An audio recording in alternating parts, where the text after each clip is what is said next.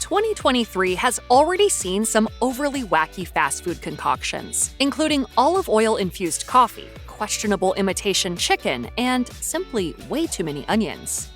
McDonald's Cardi B and Offset meal was offered as a Valentine's Day promotion, and it featured the celebrity rapper couple's favorite fast food date night meal. This consisted of Cardi B's beloved McDonald's cheeseburger with tangy barbecue sauce and a large Coke, as well as her husband Offset's favorite, a quarter-pounder with cheese and a large high-C orange lava burst. It also included a large portion of fries and an apple pie to share. Despite the star power behind this meal, it faced significant backlash from franchisees. There were complaints that Cardi B's and Offset's reputations didn't fit McDonald's family-friendly atmosphere, so some franchises simply refused to promote the meal. McDonald's management attempted to defend the promotion, as Tariq Hassan, the chain's chief marketing and customer experience officer for the U.S. market, put it in a statement. Cardi and Offset are an iconic couple who have their own date night tradition at McDonald's that goes back years. We're proud to share a little piece of that. Chicken and waffles and ice cream sounds like an incredible idea, but perhaps it's a little less appetizing when that ice cream is buttermilk flavored and the chicken is actually imitation fried poultry. So when Baskin-Robbins introduced chicken and waffles as its flavor of the month in March, it didn't exactly fly high. Despite the initial buzz surrounding this sweet and savory treat, it simply failed to resonate with customers. While some enjoyed the novelty, the majority found the flavors to be an odd and unappetizing mix that contained overpowering chunks of salty imitation chicken. Ultimately, this is a scoop that will go down in culinary history as a daring but unsuccessful experiment in flavor innovation. And I'm not sure if I'm on board with this yet. Salad chain Sweetgreen crunched some numbers and found that 70% of its customers chose chicken as their preferred protein. They then came up with a new dish they thought would be a sure winner, the Chipotle Chicken Burrito Bowl. It contains blackened pieces of poultry, roasted tomatoes, onions, jalapenos, garlic, and Chipotle salsa over rice and lime cilantro black beans. Integrated with whole grains and other delicious ingredients, it offered a filling meal option that could be enjoyed at any time of the day. Alas, the controversy arose when Chipotle sued Sweet Garden for trademark infringement. The Mexican grill chain argued that the name and the marketing of the bowl were too similar to its own Chicken Burrito Bowl, so Sweetgreen eventually changed the name to the Chicken and Chipotle Pepper Bowl in an effort to resolve the lawsuit. Olive oil isn't exactly known for pairing well with coffee, which is probably why Starbucks Oleato coffee drinks weren't very popular. The line was part of an attempt to revolutionize the coffee experience by playing up the alchemy of Arabica coffee and Partana extra virgin olive oil. It debuted in Italy before being introduced in select locations in Seattle, Japan, Chicago, London, New York, Paris, and Los Angeles. But Starbucks customers weren't exactly impressed. It essentially sent some of them running to the bathroom and even reportedly induced stomach cramps. The negative press and the unappealing taste ultimately made the Oleato line a huge flop. Do you want a little bit more? No, I'm okay. No? I'm okay. Okay. Chick-fil-A attempted to venture into veggie-forward options with its new cauliflower sandwich. The chain reportedly spent about 4 years developing its first-ever plant-based entree. It begins with a tender cauliflower fillet, which is then marinated and breaded in a signature seasoning before being pressure-cooked. It's served on a butter-smeared toasted bun with 2 dill pickles. The cauliflower sandwich was Chick-fil-A's response to customers who asked for more vegetarian options, but it also enraged other customers who took to social media to voice their displeasure. Despite the hype, the cauliflower sandwich failed to impress, with many criticizing its lack of flavor and disappointing texture. The limited availability was another reason for its failure, as it was only released in 3 test markets: Denver, Colorado, Charleston, South Carolina, and Greensboro, North Carolina. There are a couple of things that Dunkin' Donuts does well, namely coffee and donuts. Savory foods simply aren't its strong suit. Its egg sandwiches, for example, often have an artificial, rubbery texture and a weird smell and taste. So when Dunkin' debuted its breakfast tacos, customers weren't exactly lining up around the block. Launched in March, they featured scrambled eggs, melted sharp white cheddar cheese, fire-roasted corn, a lime crema drizzle, and optional crispy, crumbled bacon in a soft white tortilla. On paper, it sounds like a win, but the result was very disappointing. While commercials featured an almost overflowing soft flour tortilla filled with fluffy eggs and crispy bacon bits, the reality was often an almost empty shell with a bit of cheese. Unsurprisingly, they were quickly discontinued. I mean, you don't really necessarily want too much spice first thing in the morning.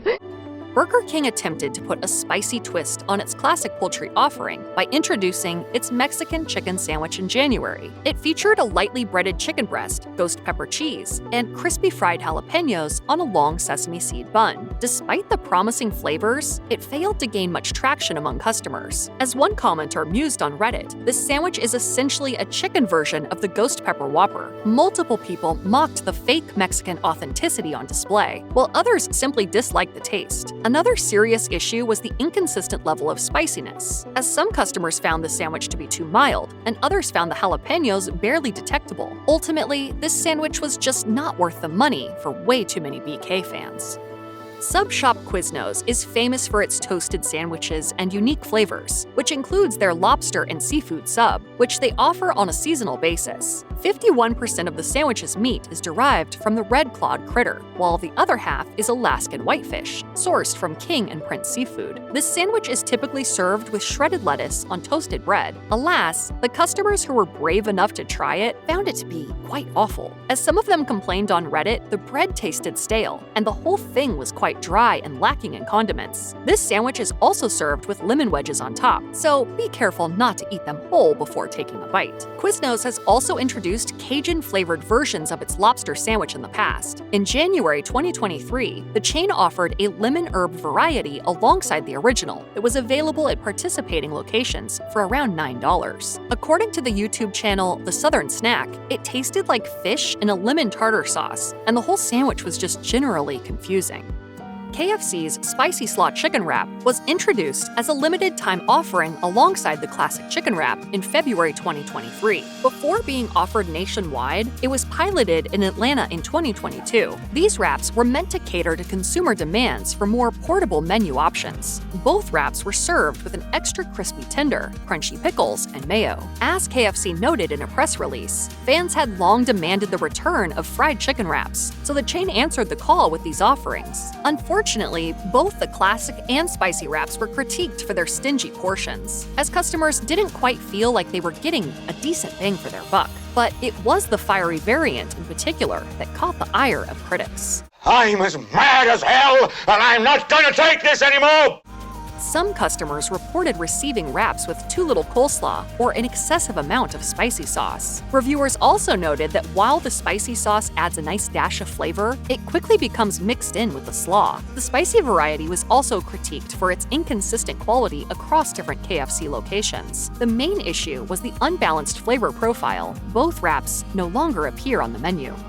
Burger King is no stranger to pushing the envelope with bizarre menu items. They may get plenty of attention, but they don't always satisfy cravings. Case in point, their attempt at creating a dessert burger inspired by a Swedish pastry left a bad taste in many customers' mouths. The Semla dessert burger was offered for a limited time in Denmark during Lent. Semla is a sweet roll that's usually eaten once on Fat Tuesday before people begin fasting for Lent. BK's Semla dessert burger features a sweet cardamom bun filled with whipped cream, marzipan cream, and a brownie that looks like a beef patty. The resemblance to a hamburger threw people off, resulting in a yuck factor that was strong enough to prevent some people from even trying it. According to YouTubers Justin and Jeff, it basically smelled like a greasy BK hamburger. Some customers posted photos online in which all the whipped cream was melted. Fast food critics noted that while the texture is quite juicy, the flavors are fairly bland. There's nothing exceptional about this dessert burger, so it's certainly not worth adding to your regular rotation,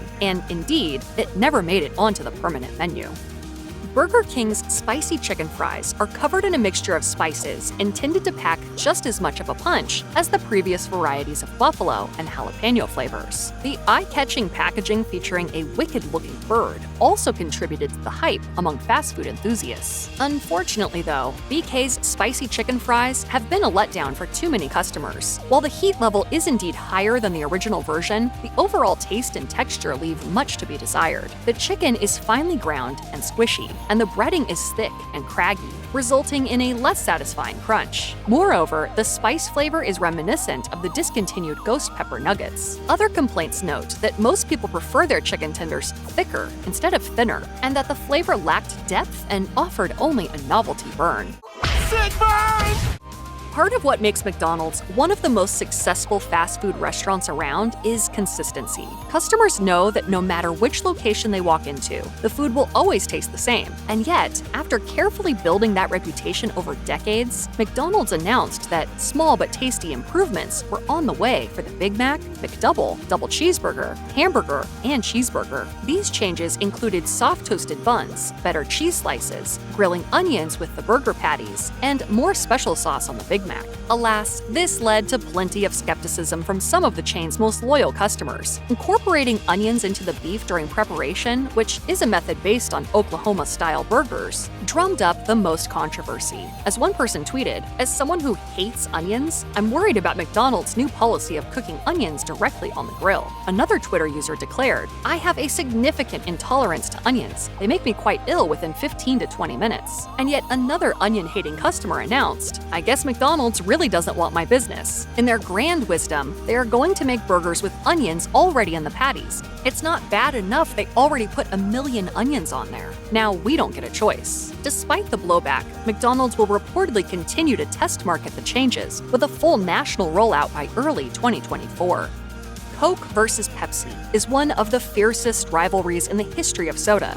Both colas have carved out significant swaths of the fast food sector, and when you mess with this status quo, there's bound to be an uproar. In January 2023, Culver's announced that its 930 stores would soon begin dispensing Coke products, thus shifting away from Pepsi for the first time since the restaurant chain was established in 1984. Culver's didn't immediately disclose the reason for the sudden vendor revamp, but according to employees who discussed the matter on Reddit, it's likely all about money. Unsurprisingly, plenty of Culver's customers were incensed and disappointed. One of them took to Twitter to call it a major bummer, while another tweeted, "I had my last Culver's today. When you switch back to Pepsi, I will be back." Pepsi, Pepsi, Pepsi, Pepsi!